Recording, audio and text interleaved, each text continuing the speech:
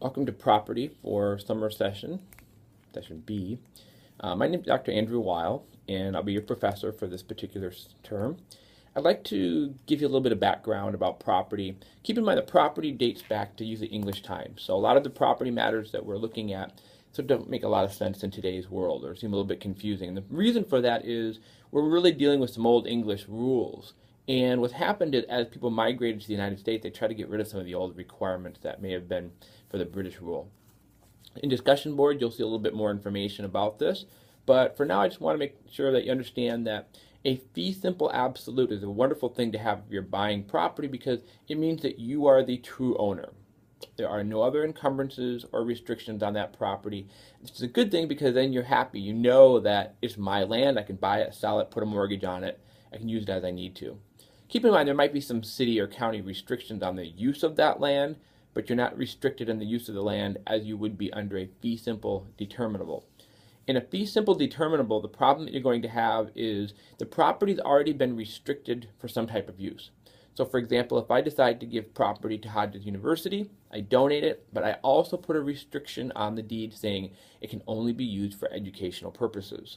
Perfect. Hodges University uses the land, but if they decide to sell this land to a private developer who wants to build condominiums on that property, the problem that we're going to have is the property use is restricted to educational purposes only.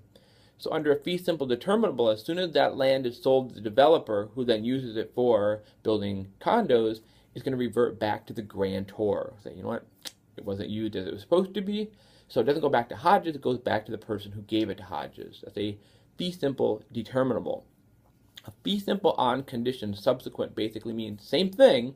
There's a condition on that property, but there's not an automatic reversion back to the grantor if the land isn't used as it's intended. So what will happen in a fee simple on condition subsequent is the developer buys the land, starts putting condos on there. Now it's up to the grantor to make that effort to actually obtain that land and bring it back into his own possession.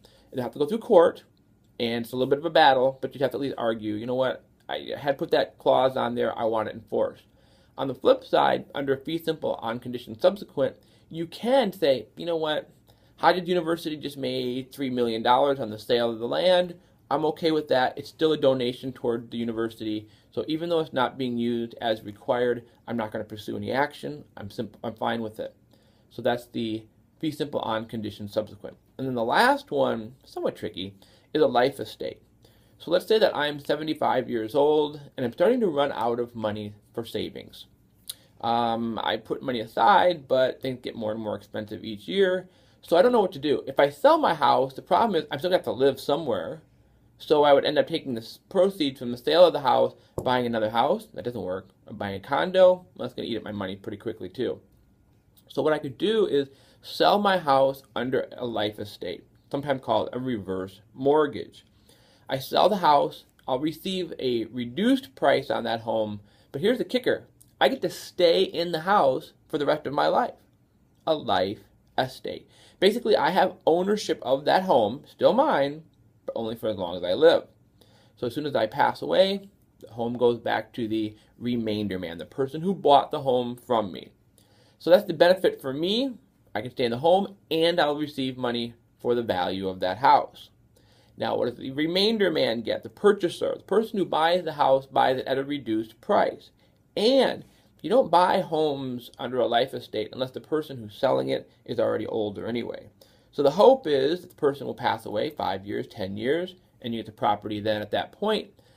Real estate usually appreciates in value. So the benefit would be as the value appreciates, you still bought it at the lower cost, and you're going to find that when you end up obtaining that property, it'll be worth significantly more. So you bought something at a significantly reduced price than what the actual price would go for, the market price at the time that you end up receiving the property when the measuring life passes away. So that's a life estate.